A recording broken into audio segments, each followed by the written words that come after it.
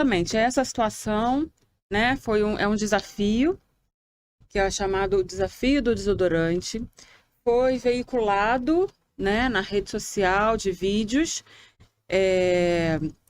explicando o que que a criança deveria fazer. E o que é o desafio do desodorante? O que eles pedem que as crianças façam? Tá? Eu trouxe aqui para explicar para vocês o que é o desafio, o que as crianças estão sendo pedidas para fazer e para filmar. Porque elas precisam fazer o desafio e filmar, isso tem que estar registrado. O que é o desafio do desodorante? O desafio do desodorante consiste na criança inalar o produto, o aerosol, desodorante aerosol, pelo maior tempo possível. E ela tem que estar lá com o celular filmando, ela inalando o aerosol. E a prática tem sido reproduzida por crianças, pré-adolescentes, e eles gravam esses vídeos para reproduzir, colocar nas redes sociais, para que alcance visualizações, né? Então as crianças são desafiadas a fazer isso e a postar isso, né? Só que a gente sabe que ali no aerosol tem conteúdos que fazem mal para a criança. E aí essa menina, ela fez o vídeo, ela estava com o aerosol, né? O avô que encontrou o corpo da menina ela estava viva ainda, né? Na verdade, no sofá, com uma almofada encharcada do desodorante, com o celular do lado e com o desodorante do lado. E aí ela estava desacordada, foi levada isso aconteceu na quinta-feira da semana passada, e ela foi declarado o óbito dela no domingo, e na terça-feira foi o sepultamento da menina. Então, assim, 8 anos de idade, né?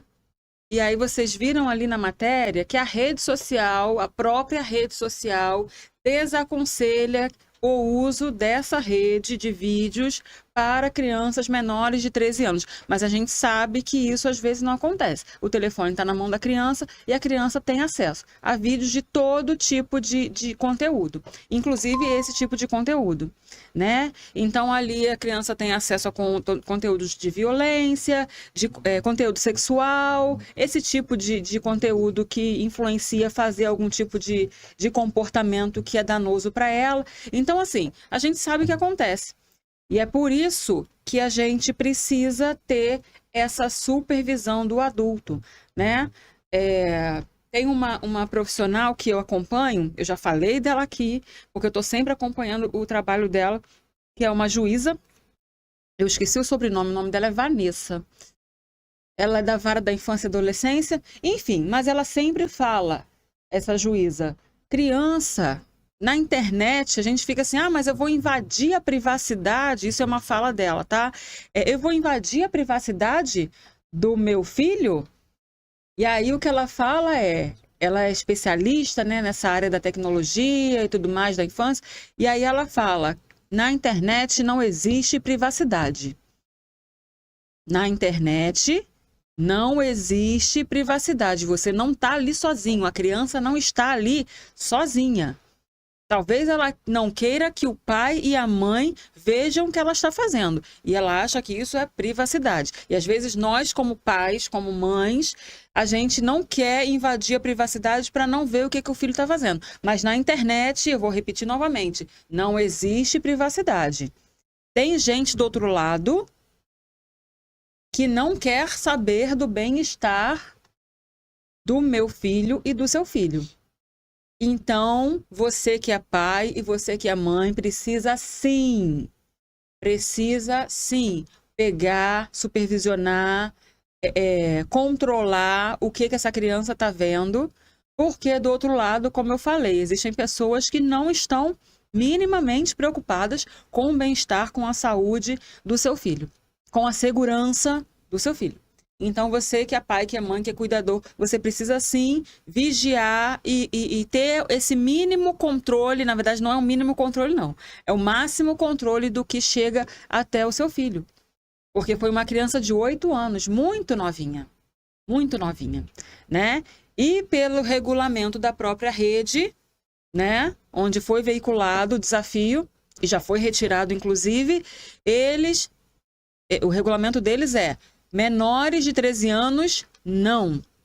Então, se a própria rede está dizendo que menores de 13 anos não podem, não devem acessar o conteúdo ali porque não é adequado para eles, como que eu, que sou mãe de uma criança de 5, de 8, de 10, de 11, de 12, de 13, vou permitir que meu filho tenha acesso a uma rede dessa? Tenha um perfil ali naquela rede, né? Tenha acesso ao meu perfil, né? Se eu tenho, mas o meu filho não tem, mas ele vai assistir pelo meu perfil? Não, não pode. A própria rede fala, não é adequado, apenas maiores de 14. Menores de 13, não. Tá? Então, você que é responsável, você já pode saber o que dizer para o seu filho, quando ele quiser ver ali o conteúdo dessa rede social, de vídeos. Não, eles mesmos já disseram, não pode. Tá? E aí eu quero mostrar para vocês, vou pedir o Lucas para colocar aqui a imagem, para poder explicar o porquê que essas crianças, né, estão tão suscetíveis, influenciáveis a fazer esse tipo de coisa. As crianças, elas têm o cérebro ainda imaturo. Isso é uma coisa que eu falo, é o meu trabalho de formiguinha no consultório, né? Lá é uma pessoa por vez, né? Lá, ali nos atendimentos, eu vou falando com eles, eu vou explicando isso aqui que eu estou explicando aqui. Hoje pode chegar a mais pessoas, né? Esse conhecimento, essa informação, através da rede social, eu consigo levar a mais pessoas. E eu sei que tem muitos profissionais da área da saúde que estão fazendo isso, e eu estou me unindo a eles para trazer essa informação. Tá? Mas eu estou mais uma pessoa trazendo aqui, porque eu sei da importância disso chegar até você. Lá no consultório, como eu falei, um trabalho de formiguinha, é 1 a 1. E aqui eu consigo chegar a mais pessoas com essa informação. Então, vamos lá. Assim como eu falo lá com os pais, quando eu vou fazer uma orientação de pais, eu explico isso. E aí, é claro, eu faço uma adaptação também para explicar isso para as crianças, de uma forma que elas consigam, numa linguagem que elas consigam entender. Tá? E aí, o que eu quero dizer aqui? O que eu vou explicar para vocês? O cérebro infantil é ainda um cérebro imaturo. Eu não estou com um livro aqui hoje, mas eu tenho um livro que o nome do livro é O Cérebro da Criança. E aí vai falando de algumas estratégias de como a gente pode lidar com essa imaturidade do cérebro da criança. Quando o bebê nasce, ele nasce com essa parte de trás aqui, né, da nuca, e vem o tronco cerebral, o cerebelo. Essa parte aqui, ela já vem mais pronta, assim que ela nasce. Porque essa parte aqui já é mais responsável pelas partes mais instintivas e automáticas, né? De respiração, né? Então, isso já nasce mais pronto, tá? Mas o bebê, quando nasce, e o desenvolvimento do cérebro vai de trás para frente, tá? Aqui, ó, tô tentando mostrar aqui na câmera para você, que é daqui para frente, tá? E ali na imagem tá mostrando justamente essa parte da frente, o lobo pré-frontal, que é a parte que se forma por último, que amadurece por último, né? E aí assim, mas então tem uma parte do cérebro faltando? Não, não é isso. É porque as conexões, as sinapses neuronais ainda não foram completamente estabelecidas. Por isso que a gente fala que ainda não está maduro o cérebro da criança, por conta dessas conexões neuronais, né, as sinapses, né, que a gente fala. Então, assim, ali nessa parte do córtex pré-frontal, o que é responsável? É responsável por tomada de decisões, né? A criança não tem ainda, por ponderar os riscos, a criança ainda não tem isso. Por isso que ela não consegue ponderar e analisar o risco, a vantagem e a desvantagem de tomar tal decisão. Ok? É por isso que as crianças são tomam as suas decisões não baseadas em ponderação, em análise. Elas tomam as suas decisões baseadas nas emoções, né? Então, uma criança que faz uma coisa dessa, ela vê lá na rede social, né? Um desafio, faz isso, faz aquilo outro, né? Há um tempo atrás, eu estava comentando ontem numa palestra que eu fiz sobre o desafio da baleia azul, né? E aí tem uns outros desafios que de vez em quando surgem, né? São, assim, algumas ideias, como o repórter falou ali, coisas estúpidas, Pra gente parece estúpido porque a gente pode olhar, analisar, ponderar e ver que realmente é estúpido, não faz sentido algum. Traz risco para a vida, traz risco para a saúde. A gente consegue. Eu, na minha idade, eu consigo. Eu sou adulta. Você que é pai, que é mãe, você também consegue entender. Né? Eu ouvi pessoas, nossa, que desafio idiota.